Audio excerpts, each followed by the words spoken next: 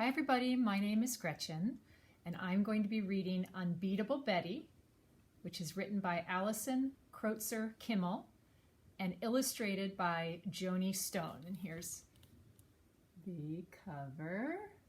See it?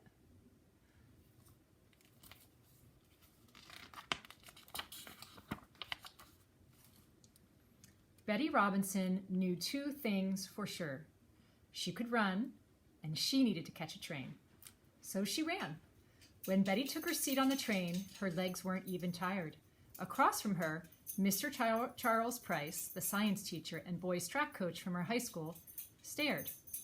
"I know a runner when I see one," he said.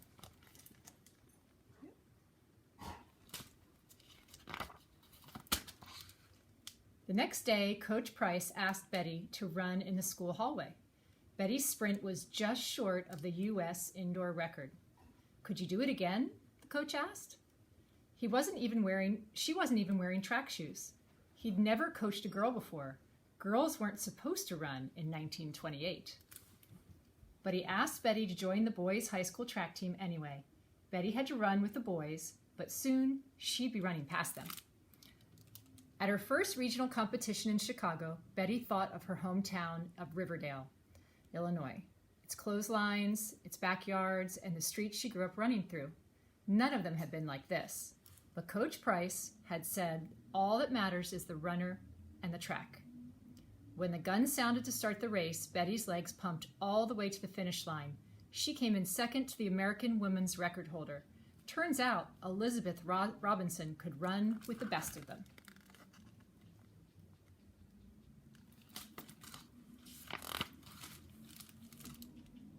Only 4 months later, Betty was headed to the first Olympics in which women were allowed to run. Betty was only 16 when the boat docked in Amsterdam. She had come to the 1928 Olympics to prove that female bodies weren't too weak for track.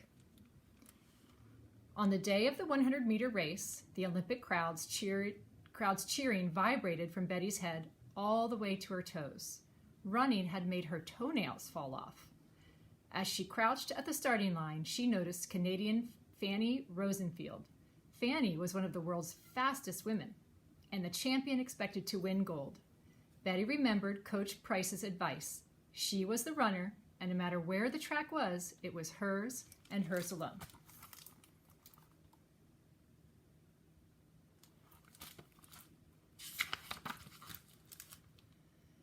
Betty fixed her eyes on the track ahead. She ran until she crossed the finish line at 12.2 seconds. Fanny crossed at 12.3 seconds. In less than 13 seconds, Betty Robinson had become the first female ever to win an Olympic gold medal in track and field, beating one of the favorites, Fanny.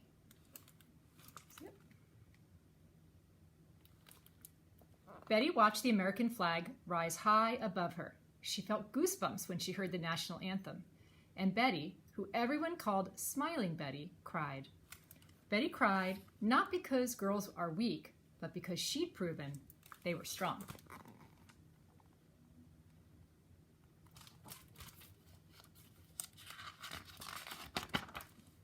America celebrated its golden girl with parades, and Betty celebrated by setting records across the country. And when she crossed each finish line, her smile remained. There was nothing this girl, this runner, couldn't do. 12 seconds for the 100 meter, 11.20 seconds for the 100 yard, 25.10 seconds for the 220 yard.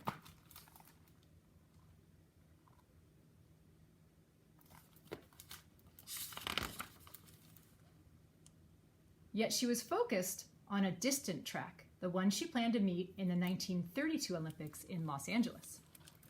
Betty trained harder. Betty ran faster. She was ready.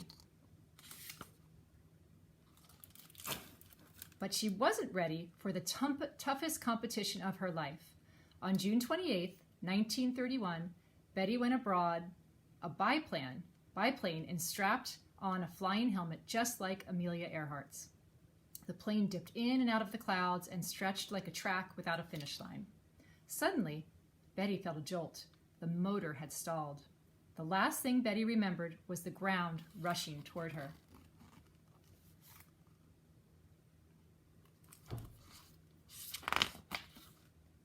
Her left leg was crushed.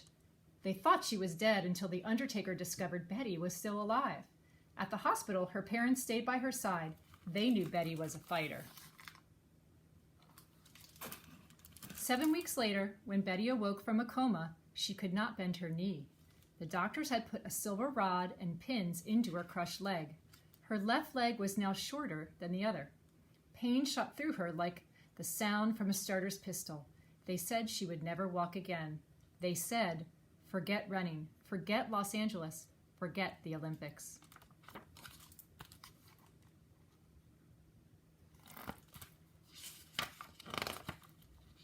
But Betty could not. All she could think of was her and her track. When reporters interviewed her, she said, "Of course I will run again." Betty knew this was simply a different kind of track she faced, and all that had ever mattered had been her and the track. She used a wheelchair for just 4 months.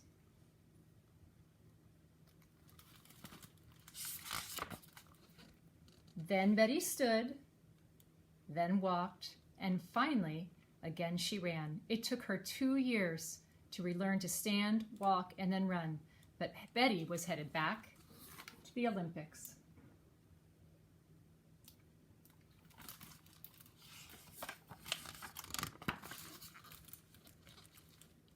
She learned she could not run as she once had. The pin in her left leg meant she could not crouch into the starting position for the 100-meter dash.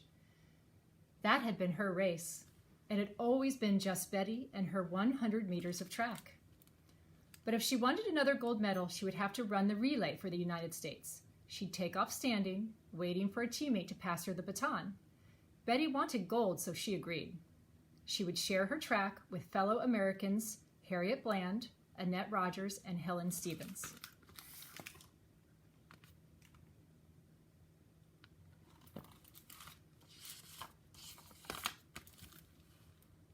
At the 1936 Berlin Olympics, their biggest competition was the German team.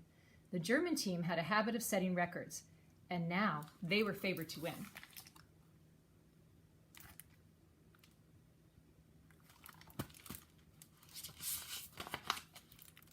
As everyone predicted, the Germans were soon in the lead. Betty had overcome a train, a plane, and a wheelchair to become an Olympian. She looked down at her leg. It ached constant, and she knew this race was different. But one thing was still the same. It was just Betty and the track. Betty saw Helen reaching for the baton. The fireworks in her leg exploded as she pressed in toward her teammate. She leaned into the headwind. She felt the ground below tremble. Betty let her arms pump, and the limp she could not hide propel her down the track.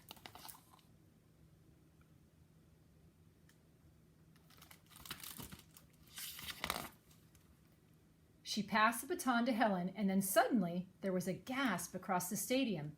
The last German runner dropped her baton as Helen glided over the finish line. Betty had finally gotten gold again, and this time it had been with her teammates Helen, Harriet, and Annette.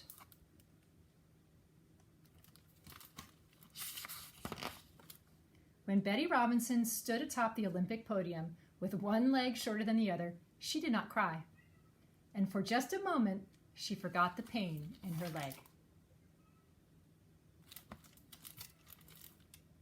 Betty stood proudly before the German crowd, applauding America's golden girl, imperfections and all.